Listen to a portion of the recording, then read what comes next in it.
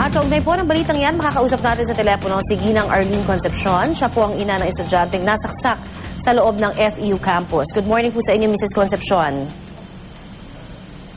Mrs. Concepcion? Apo. Okay, magandang umaga po sa inyo. Unang-una, kakamusahin po namin ang lagay po ng inyong anak ngayon. Mahina pa po ang anak ko. Marami pa po siyang pinagdadaan ng hirap. Oo. Nakilala ho niya yung isa sa mga sumaksak sa kanya dun sa roster ng FEU, no?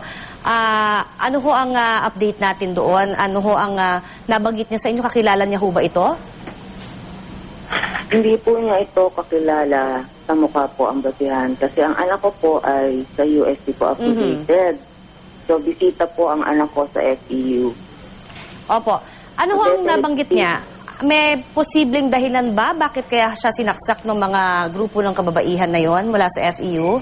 Definitely wala po. Kasi bilang respeto sa FEU campus, ang na suot ng anak ko ay UST Engineering T-shirt. Oho. So nagpapakilala siya na siya ay bisita sa loob ng FEU campus. So, wala siyang kakilala doon kundi yung kaibigan niya na sinamahan lang niya. Meron ho ba siyang sinalihan na sorority kaya, nakakaaway kaya ito? May ganun ho bang anggulong tinitignan ng pulisya? Wala po. Okay. Nagsampa na ho kayo ng kaso laban sa suspect, ma'am? Meron na po. Ano ho ang balak ninyo sa mga susunod pang araw para ho naman magkaroon po ng mas malinaw po na direksyon itong kaso? Marami po. Ano-ano ho yun, ma'am? Marami po yun. Isa pa lang ho ang natutukoy kasi sa ngayon, ano? Doon po sa, ano.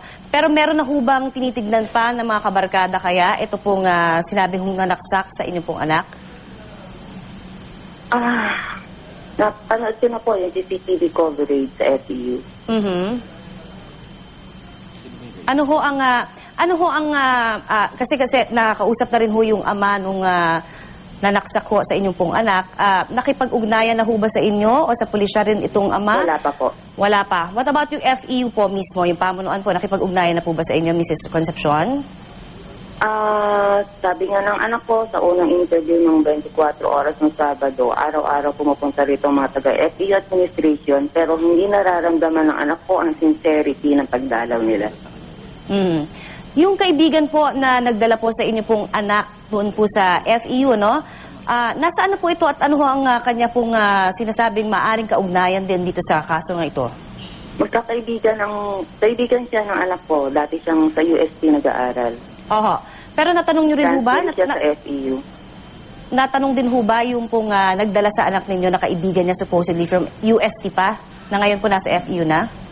Ano yun? Nagkaroon po ba ng questioning doon po sa kaibigan ng anak ninyo? Isa siya sa witness. Nagbigay na siya ng salaysay. Testimony, oo. So, ngayon po, yung tama ho ng inyong pong anak, 5 ho, ano tama ho ba? Oo. Meron ho, ang pinakamatindi ho, yun nasa ulo ho ba? Yun po ba yung medyo naging grabe ho? Lahat ng tama niya. Fatal. Pero ito naman po ay unti-unti recovering na po siya. Nakikita na po natin sa video, ano ma'am? Kamusta po ngayon ang lagay niya? Para dun po sa mga hindi pa nakakaalam, ano, nabalita ho kasi natin na nakakasalita na siya, nakapagbigay na rin po siya ng pahayag sa media, no?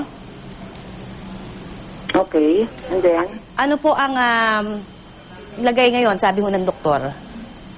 Kamusta po siya sa mga natamunan mga sugat? Hindi pa dumadalo kasi umaga pa lang, so hindi pa dumadalo ulit yung doktor niya. Pero napapansin namin, hirap magsalita ang bata.